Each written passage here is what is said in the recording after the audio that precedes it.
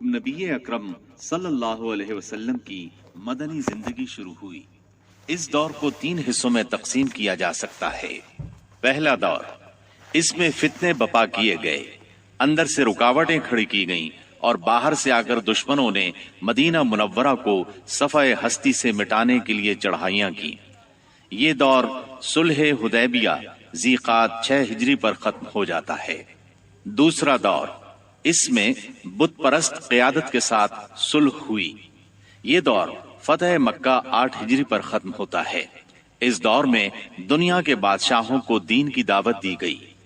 तीसरा दौर, इसमें अल्लाह की मखलूक दीन में फौज दर फौज दाखिल हुई। इसी दौर में मदीना मुनव्वरा में मुख्तलिफ कौमों और कबीलों के वफूद आए। ये दौर नबी अकरम सल्लल्लाहु अलैहि वसल्लम की हयात मुबारका के आखिरी दिनों तक है, यानी रबीउल अव्वल 11 हिजरी तक। मदीना मुनव्वरा पहुंचने के बाद नबी करीम सल्लल्लाहु अलैहि वसल्लम ने सबसे पहले मस्जिद तामीर करने का फैसला फरमाया। जिस जगह आपकी ऊंटनी बैठी थी वो जगह बनु नज्जार के 2 यतीम बच्चों सहल और सुहेल की थी। आपने इस जमीन पर मस्जिद बनाने का इरादा फरमाया। आपने बनु नज्जार के लोगों को बुला भेजा। वो हाजिर खिदमत हुए तो आपने उनसे मस्जिद की तामीर की बात की। उन्होंने जमीन बतौर हिबा कबूल करने की दरखास्त की, लेकिन आपने इस जमीन को बगैर कीमत के लेना पसंद न फरमाया। आपने ये जमीन कीमतन खरीदी और बनफ्स नफीस मस्जिद की तामीर में शरीक हुए।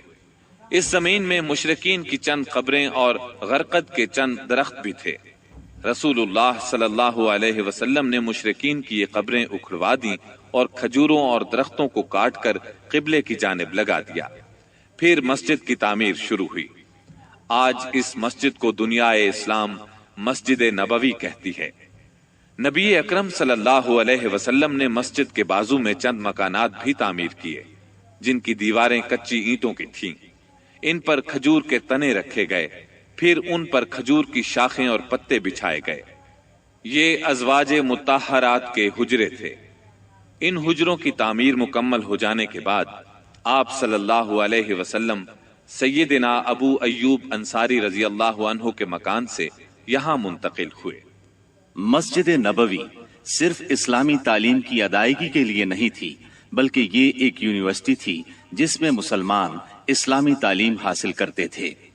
इस मस्जिद का सहन एक ऐसी जगह थी जिसमें मुद्दतों जाहिलाना नफरत, अदावत, कशाकश और बाहमी लड़ाइयों से दो चार रहने वाले कबाइल के अफराद अब मेल मिलाप और प्यारो मोहब्बत से बैठते, दीन की तालीम हासिल करते और ये तालीम अपनी औरतों तक पहुंचाते थे। ये एक मरकज था। इसी मरकज से इस नन्ही सी इस्लामी रियासत का निजाम चलाया जाता था और मुख्तलिफ किस्म की मुहिम्मात यहाँ से भेजी जाती थी। इसके अलावा इसकी हैसियत एक पार्लियामेंट की भी थी, जिसमें मजलिस शूरा और मजलिस इंतजामिया के इजलास मुनक्किद होते थे। इन तमाम उमूर के साथ साथ मस्जिद नबवी फुकरा और मिसाकीन की एक काफी बड़ी तादाद का ठिकाना भी थी। ये वो लोग थे जिनका कोई मकान नहीं था, जिनके पास कोई माल था, न बीवी बच्चे थे। इन्हीं असहाब को असहाब सुफ़ा कहा जाता है। अब मुसलमान 5 नमाजें बाजमात अदा करने के लिए हाजिर हो रहे थे और इसके लिए वो वक्त का अंदाजा लगाते थे। मगर दिक्कत ये थी कि कोई बहुत पहले आ जाता था तो कोई देर से पहुंचता। चुनाचे नबी करीम सल्लल्लाहु अलैहि वसल्लम और मुसलमानों ने मशवरा किया कि कोई ऐसी अलामत इख्तियार की जाए जिससे सबको वक्त का पता चल जाए। सैयदना उमर रजी अल्लाहु अन्हु ने कहा, क्यों ना किसी आदमी को भेज दिया जाए जो अस्सलातो जामिअतुन यानी नमाज जमा करने वाली है पुकार दिया करे। रसूलुल्लाह सल्लल्लाहु अलैहि वसल्लम ने यही राय कबूल की और इसी पर अमल किया।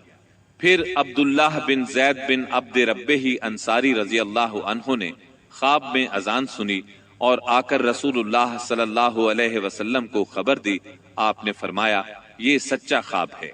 फिर आपने हुक्म फरमाया कि वो सैयदना बिलाल रजी अल्लाहु अन्हु को ये कलिमात इल्का करते जाएं और बिलाल पुकारते जाएं, क्योंकि उनकी आवाज ज्यादा बुलंद और सुरीली है। चुनाचे सैयदना बिलाल रजी अल्लाहु अन्हु ने अजान कही। ان کی آواز سن کر سیدنا عمر رضی اللہ عنہ اپنی چادر گھسیٹتے ہوئے آئے اور بولے، اے اللہ کے رسول، اللہ کی قسم میں نے بھی خواب میں یہی الفاظ سنے ہیں۔ اس سے اس خواب کی مزید تائید ہو گئی اور اسی روز سے یہ اذان اسلام کا شعار بن گئی۔ مسجد کی تعمیر سے فارغ ہو کر رسول اللہ صلی اللہ علیہ وسلم کو ان مہاجرین کی فکر لاحق ہوئی جو مکہ معظمہ سے بے سر و سامان نکلے تھے، صرف ایمان اور اسلام کی دولت ساتھ لائے تھے۔ چنانچہ آپ نے مہاجرین اور انصار کے درمیان رشتہ اخوت یعنی بھائی چارہ قائم کرنے کی طرف توجہ فرمائی۔ آپ نے انصار کو سیدنا انس بن مالک رضی اللہ عنہ کے گھر جمع فرمایا۔ مہاجرین کی تعداد 45 تھی۔ آپ مہاجرین اور انصار میں سے ایک ایک کو بلاتے گئے اور فرماتے گئے تم بھائی بھائی ہو۔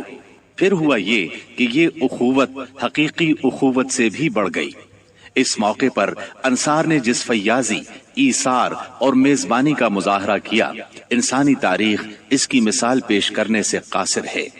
انصار نے مہاجر بھائیوں کی حیثیت مہمانوں کی نہ رہنے دی، بلکہ انہیں اپنی جائیداد اور کاروبار میں برابر کا حصے دار بنا لیا۔ اس طرح مہاجرین بہت جلد اپنے پیروں پر کھڑے ہو گئے۔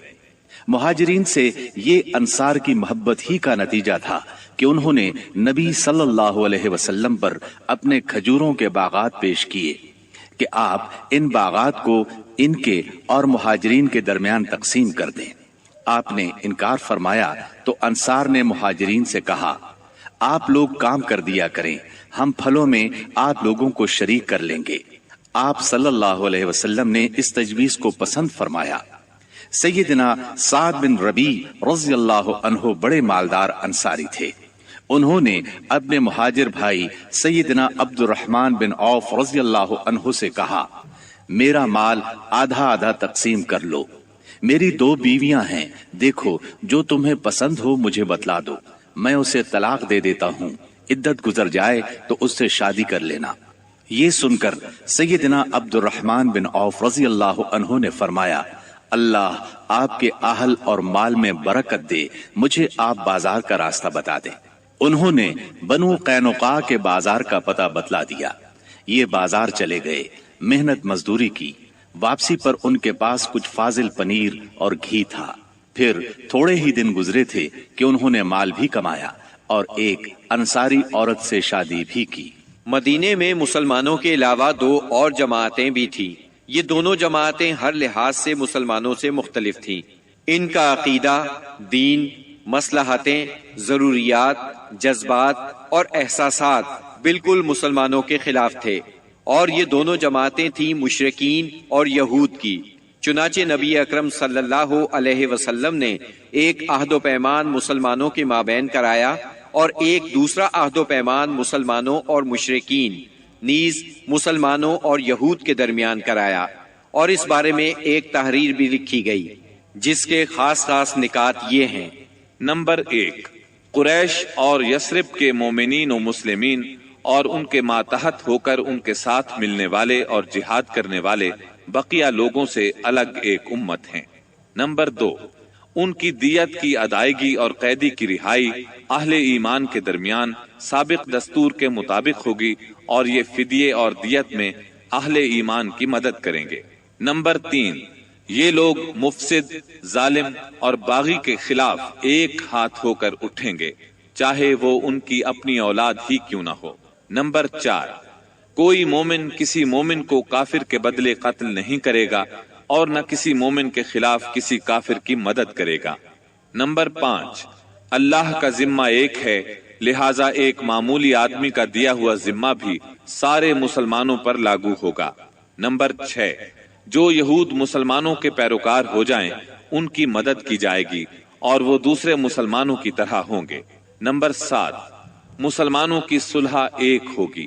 نمبر 8، جو کسی مومن کو قصدن قتل کر دے اس سے قصاص لیا جائے گا، سوائے کہ مقتول کے ولی راضی ہو جائیں، اور اہل ایمان پر ضروری ہے کہ سب قاتل کے خلاف اٹھ کھڑے ہوں۔ نمبر 9، کسی مومن کے لیے حلال نہیں کہ کسی ہنگامہ برپا کرنے والے یا بدعتی کی مدد کرے یا اسے ٹھکانہ مہیا کرے۔ نمبر 10، ان کے درمیان کسی بات میں اختلاف ہو تو اسے اللہ اور اس کے رسول کی طرف لوٹایا جائے گا۔ اس عہد و پیمان کے علاوہ نبی اکرم صلی اللہ علیہ وسلم نے مختلف اوقات اور موقعوں پر مسلمانوں سے اسلامی اخوت کا حق بھی بیان فرمایا۔ انہیں آپس میں تعاون، مدد، اتحاد و یگانگت، غم گساری اور خبر گیری کی ترغیب دی، یہاں تک کہ یہ اخوت تاریخ کی انتہائی بلندیوں تک پہنچ گئی۔ باقی رہے مشرکین تو ان کا معاملہ اور تھا۔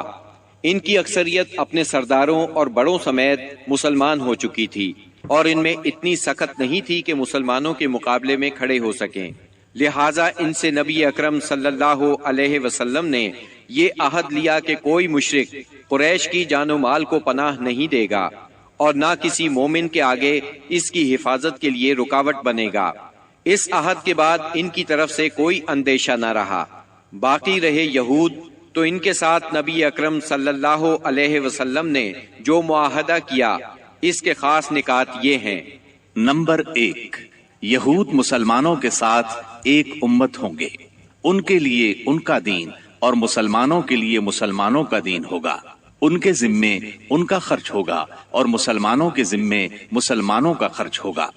نمبر 2، جو طاقت اس معاہدے کے کسی بھی فریق سے جنگ کرے گی یا یثرب پر حملہ کرے گی، سب آپس میں اس کے خلاف تعاون کریں گے اور ہر ایک اپنی جانب کا دفاع کرے گا۔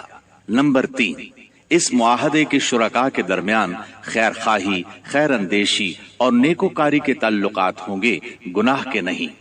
نمبر 4، آدمی اپنے حلیف کے جرم میں نہیں پکڑا جائے گا۔ نمبر 5، مظلوم کی مدد کی جائے گی۔ نمبر 6، جب تک جنگ برپا رہے گی یہود بھی مسلمانوں کے ساتھ خرچ برداشت کریں گے۔ نمبر 7، اس معاہدے کی ہنگامہ آرائی اور کشت و خون حرام ہوگا۔ نمبر 8، اگر ان میں کوئی ہنگامہ یا جھگڑا برپا ہو جائے تو اس کا فیصلہ اللہ اور اس کے رسول کریں گے۔ نمبر 9، قریش اور ان کے مددگاروں کو پناہ نہیں دی جائے گی۔ نمبر 10، یہ معاہدہ کسی ظالم یا مجرم کے لیے آڑ نہیں بنے گا۔ اس معاہدے کی روح سے یثرب کے سارے باشندے مسلمان، مشرکین اور یہود ایک ہی وحدت کی لڑی میں پرو دیے گئے۔ مدینہ اور اس کے اطراف کو ملا کر ایک آزاد اور خود مختار حکومت قائم ہو گئی۔ اس میں مسلمانوں کا کلمہ نافذ تھا اور اس کے سربراہ محمد صلی اللہ علیہ وسلم تھے۔